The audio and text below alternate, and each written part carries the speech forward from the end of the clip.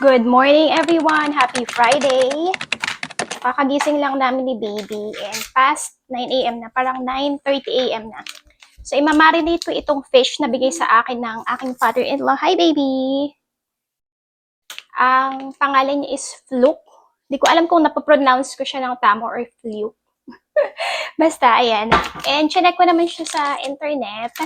Safe naman siya kainin ng mga pregnant women kasi 'di ba mayroong mga certain seafood or fishes na as much as possible pinagbabawal kainin kasi high in mercury, and this one daw is good kasi mababa lang yung kanyang mercury level or whatever. Insert ko dyan yung nakita ko sa internet. Ang daming binigay na fish sa akin ng aking father-in-law. Grabe. Since semester nga, kung matagal na kayo dito sa aming channel, hindi siya kumakain ng fish, so ako lang ang kakain ito. Pero bago ko siya lutuin, chinecheck ko muna talaga kung high content of mercury ba siya or hindi. So, ayan. Ang gagawin ko dito, imamarinate ko siya sa suka, yung parang dinaing na bangus. Dahil wala tayong bangus, ito na lang ang gagawin ko. Na-miss ko na kasi yung lasa nun. Dahil malayo kasi kami sa Filipino store. Although, pwede ka naman mag-order yung sa Wii. Kaso, mahal na, mamahalan ako. Baka one of these days, punta kami ng Filipino store. Sa kasi yun sa Berlin, Connecticut. Not sure kung meron pang ibang Filipino store dito sa Connecticut. So, sa mga kapwa ko, taga Connecticut dyan, meron pa bang ibang malapit-lapit? Meron pa ba kayong alam na ibang Filipino store? Alam ko kung sabihin nyo, pwede naman kayo namang mag-check sa Google. Yaan nyo na, para meron tayong engagement. Yung gagamitin ko ay spiced vinegar para meron na siyang... Zaira, come here! Para meron na siyang mga timpla-timpla. Tapos prituhin ko ito mamaya. Pepper.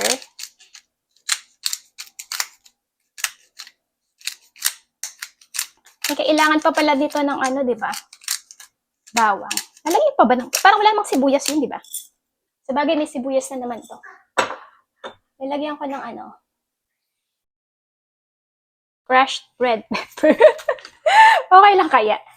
Para medyo mahilig kasi ako sa maanghang. Ang nanay ko kasi ay Bicolano. Naminis ko na yung laing. Hindi naman ako marunong magluto nun. Parang medyo mahirap lutuin yun, di ba? Tsaka, mahirap din maghanap ng yung laing na, yung dahon ng gabi. Sana kung ma-approve yung visa ng nanay ko pag dadaling ko nga siya. Pwede kaya magdala nun? Well, we will see. Si Zeta naglalaro na naman dyan sa couch. Yan si Zeta kahapon, nahulog yan dyan sa couch. Pero doon naman siya bumagsak sa kanyang playpen. Meron namang cushion doon. Ang likot kasi, hindi mo siya masasaway talaga pagka toddler. Ang hirap dahil mag-isa lang ako dito. Ayoko naman siyang laging nakakulong doon sa kanyang playpen kasi kawawa naman. Gusto ko yung nakakatakbo-takbo din siya. Yung mister ko na-stress siya pagka pinapanood niya ako magluto. Kasi daw, pag ginagamit ko tong kutsilyo, feeling niya mahihiwa ako. Nung isang araw nahiwa nga ako. Ganun talaga, hiyaan mo na. Ganito talaga ako maghawak ng kutsilyo. Tapos kung mapapansin nyo tong kamay ko, ayan, ganyan siya. Parang dinidiscuss ko to sa isa sa mga videos ko kaso hindi ko natuloy.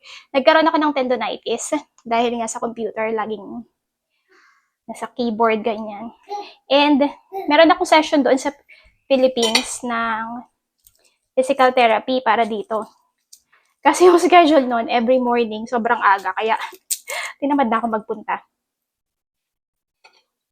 Although libre naman yan kasi meron akong HMO or insurance sa Philippines. Nung nag-work pa ako, libre kasi yun.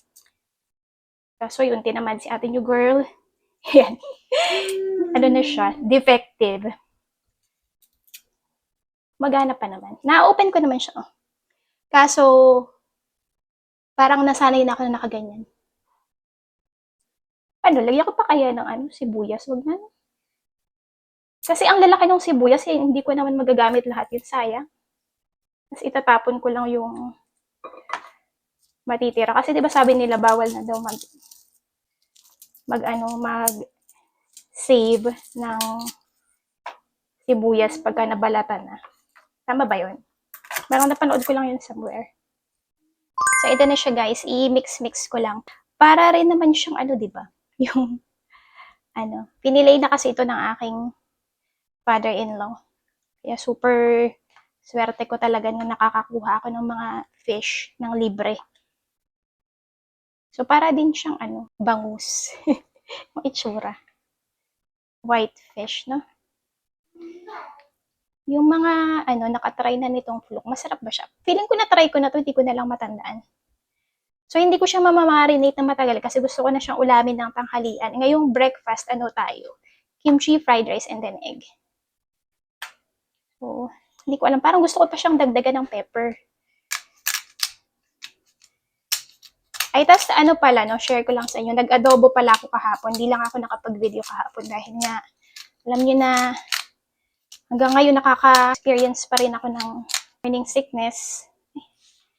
So, may mga tamad moments pa rin ako. Kaya gustong-gusto ko nang pumasok sa second trimester.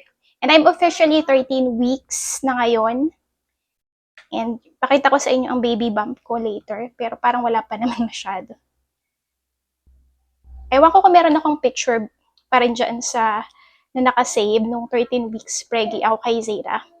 I-insert ko dyan if ever nakita ko pa. Tingnan natin yung difference.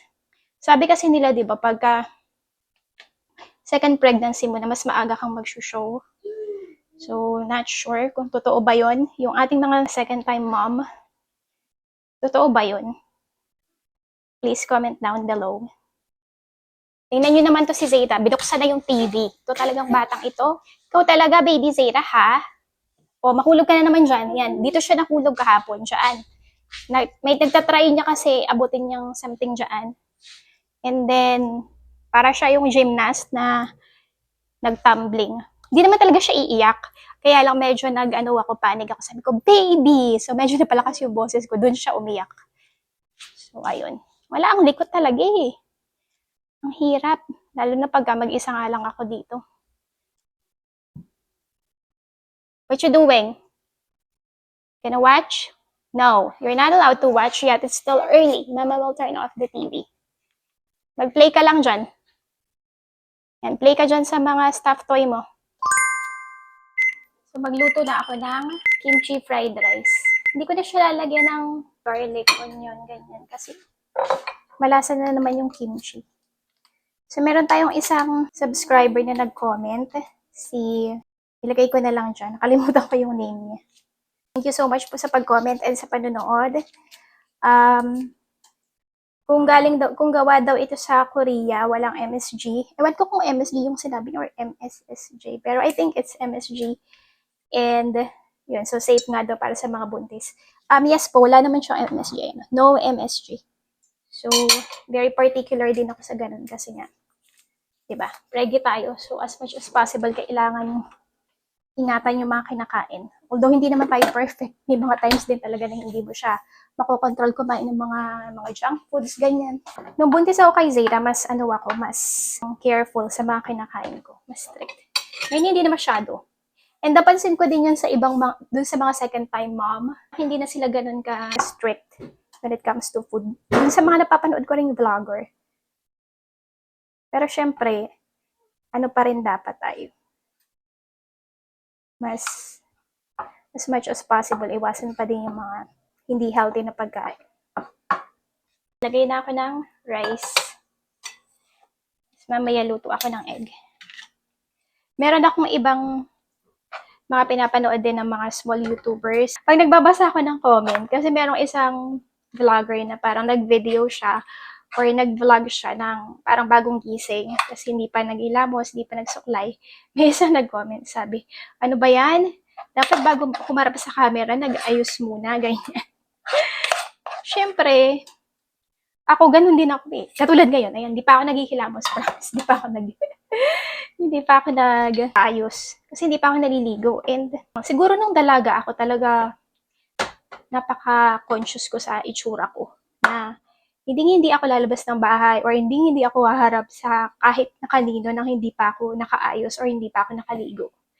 Pero ngayon, 'di ba, sa vlogging, since this is a lifestyle vlog, and as much as possible, we want to show you our life here, raw, yung walang arte, para makita nyo talaga yung totoong buhay dito sa US. And kahit naman hindi ka na sa US yung buhay mo bilang tao. Ayan, kaya may mga ibang vloggers na mas prefer na ipakita sa inyo yung as in totoong nangyayari sa buhay nila or buhay namin. So kung medyo nababother kayo, may mga ibang viewers na nababother pag hindi pa nagsusuklay, hindi pa nag-aayos, hindi pa naghihilamos. Ewan ko. Pero yung sa akin, parang wala pa naman nagko-comment na gano'n. Ano ba yan, hindi ka pa nag-aayos. Meron lang nag-comment, diba, nung nakaraan na mukha daw akong katulong ni Zira.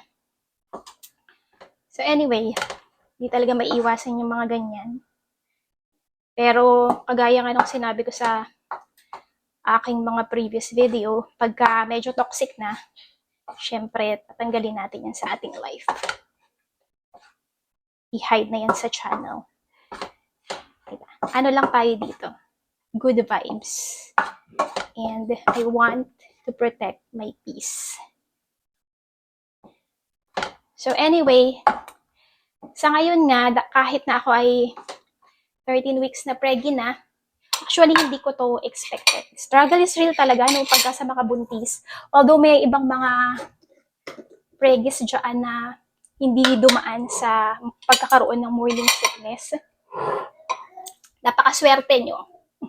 Pero ako I'm taking it positively na swerte din kami ng mga nakaka-experience ng struggle or ng ganitong morning sickness during the first trimester kasi, diba, parang mas magiging malakas ka.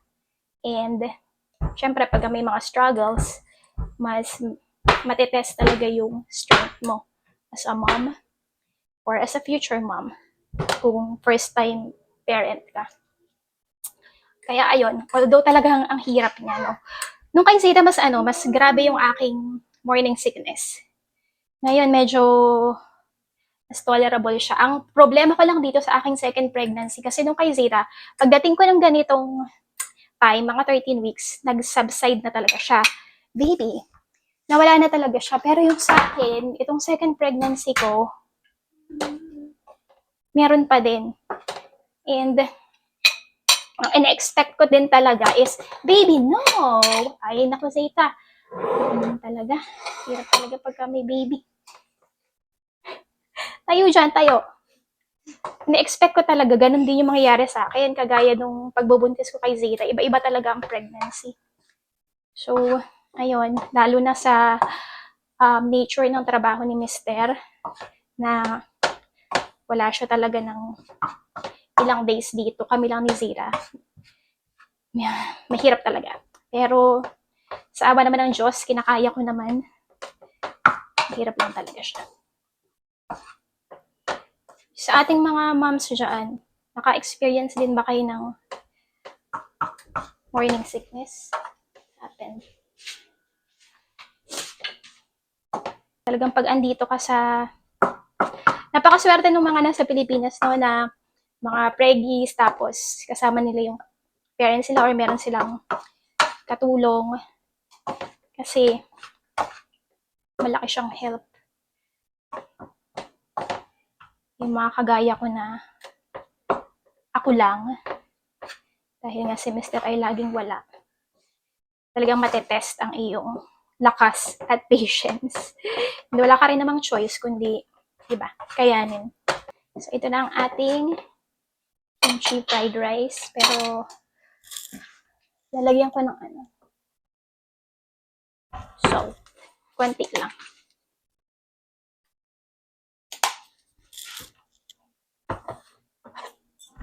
Tsaka pepper.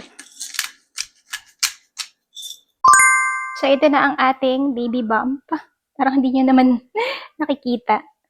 13 weeks preggy. Parang wala pa siya. Pero pag fitted yung damit ko, ano na siya, kumpara nung dati talaga, ang nilaki nung tiyan ko.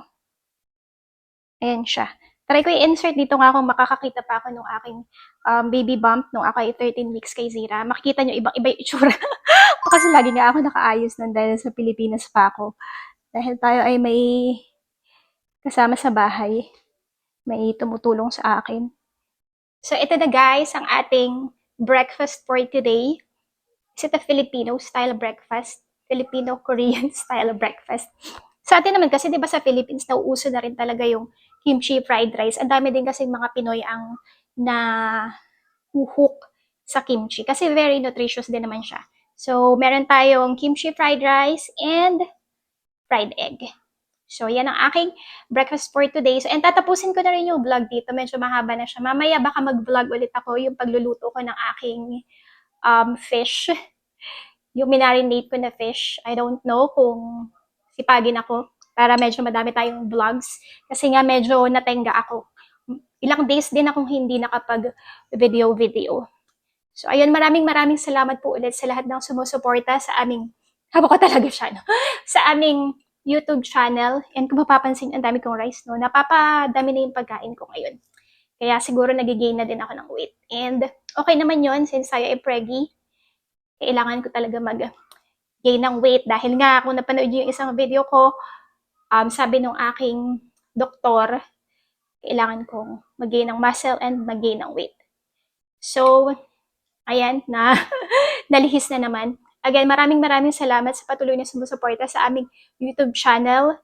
Sa susunod na video, mag-shoutout ulit ako. Muli, maraming salamat sa patuloy na nanonood at sumusuporta sa aming YouTube channel. Walang hanggang pasasalamat sa inyo, sa mga madalas na nagko-comment, nagla-like, and sa mga bagong subscribe. Thank you so much from the bottom of our hearts. Yun lang po for today's video. Thank you for watching and see you again next time. Bye!